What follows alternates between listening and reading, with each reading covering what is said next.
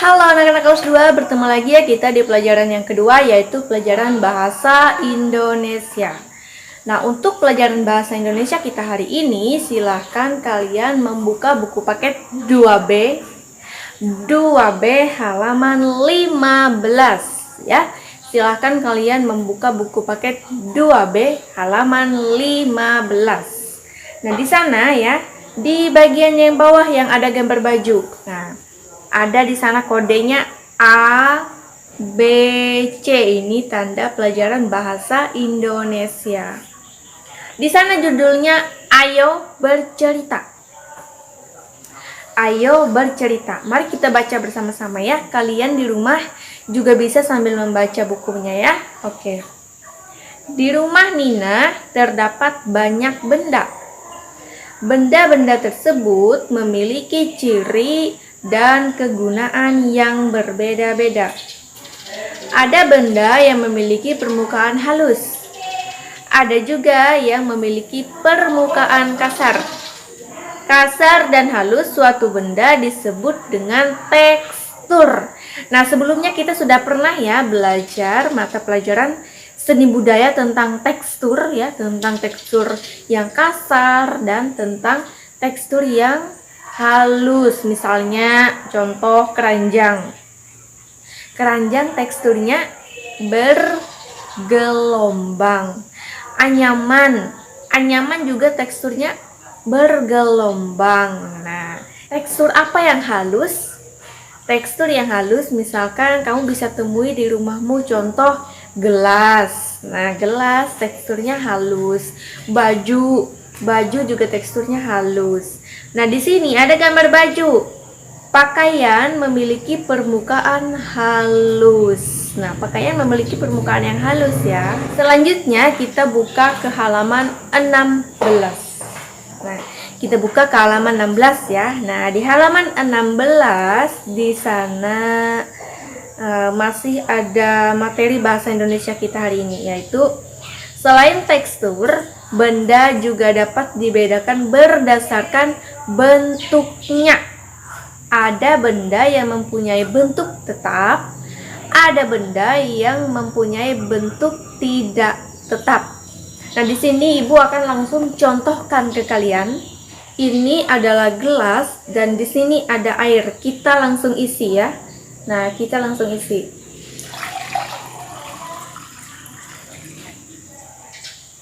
Apakah air ini bentuknya dia menyerupai gelas? Coba perhatikan baik-baik. Iya, betul. Air dia menempati ruang. Nah, air ini dia menempati ruang dan bisa dikatakan bahwa air ini mempunyai bentuk yang tidak tetap. Ketika dimasukkan ke dalam gelas, airnya langsung berbentuk seperti gelas. Nah, berarti air termasuk wujud yang cair, ya. Sama seperti yang ada di buku paket kalian di sana ya. Contohnya air ya. Air yang dipindahkan ke dalam gelas mempunyai bentuk menyerupai gelas. Nah, betul kan? Sama seperti gelas ya bentuknya kalau dia dimasukkan ke dalam gelas. Kemudian bagaimana dengan benda yang bentuknya tetap?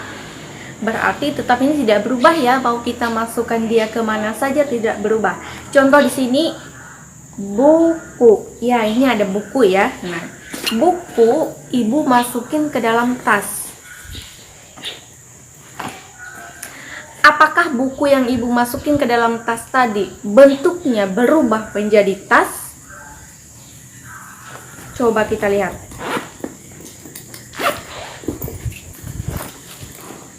Nah, tidak berubah. Nah, dia tetap bentuknya sama seperti buku ini juga. Nah, begitu dia dimasukkan ke dalam tas, bentuknya tidak berubah seperti tas. Berbeda dengan air tadi ya, berbeda dengan air tadi.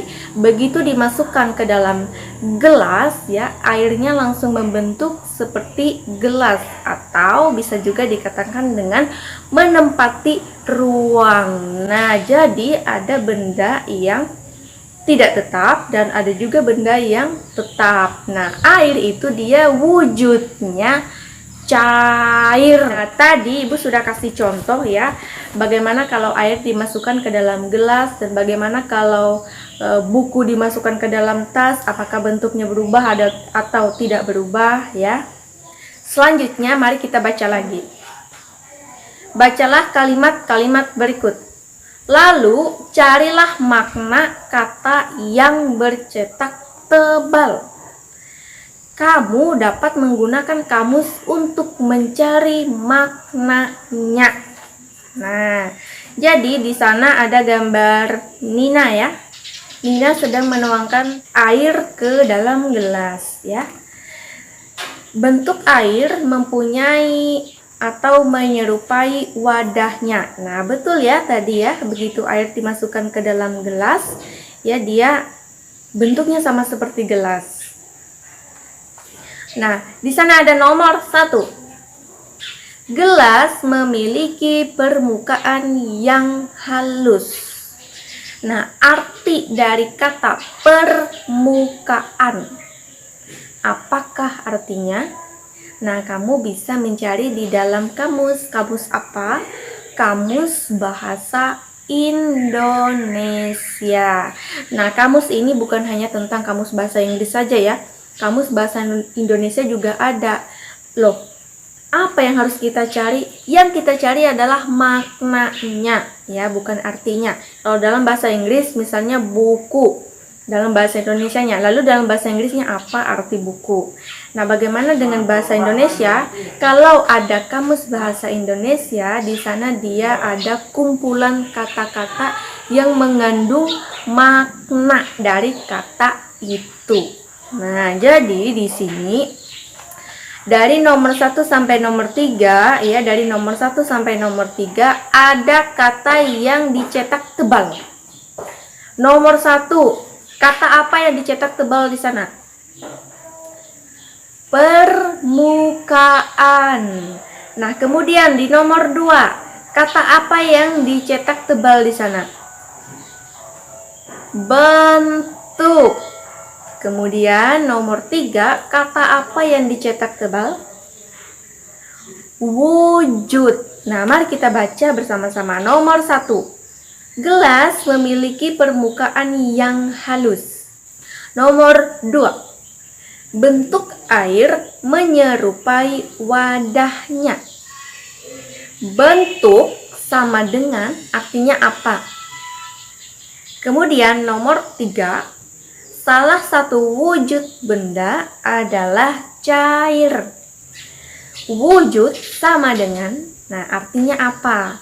Nah, jadi untuk mudah mencarinya kalian bisa cari permukaan di dalam kamus ya. Di dalam kamus bahasa Indonesia, apa sih arti permukaan atau makna dari permukaan, makna dari kata permukaan di dalam kamus bahasa Indonesia. Jika kalian sudah menemukannya ya, jika kalian sudah menemukan maknanya, kalian bisa tulis ya langsung di buku paket ya, di tempat yang sudah tersedia di sini. Di sana ada garis ya, atau tempat yang sudah tersedia untuk menulis arti ya, menulis arti dari kata yang bercetak tebal. Nah, kemudian ya, bagaimana cara mencarinya? Kan kamu tidak punya kamus, boleh ya menggunakan kamus online ya, yang artinya kalian bisa mencarinya di internet, bisa meminta bantuan dari orang tua kalian.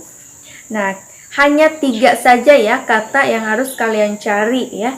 Nah, di sana dari nomor 1 sampai nomor 3. Nah, jadi untuk jawabannya kalian bisa langsung menuliskan di buku paket ya, di tempat yang sudah tersedia.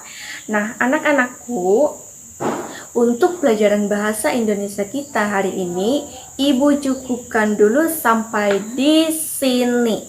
Dan jangan lupa ya, tetap terus tonton video pembelajaran yang selalu tayang setiap hari. Dan juga kita sama-sama berdoa semoga suasana kita semakin membaik ya, supaya kita bisa kembali bersekolah lagi seperti biasanya.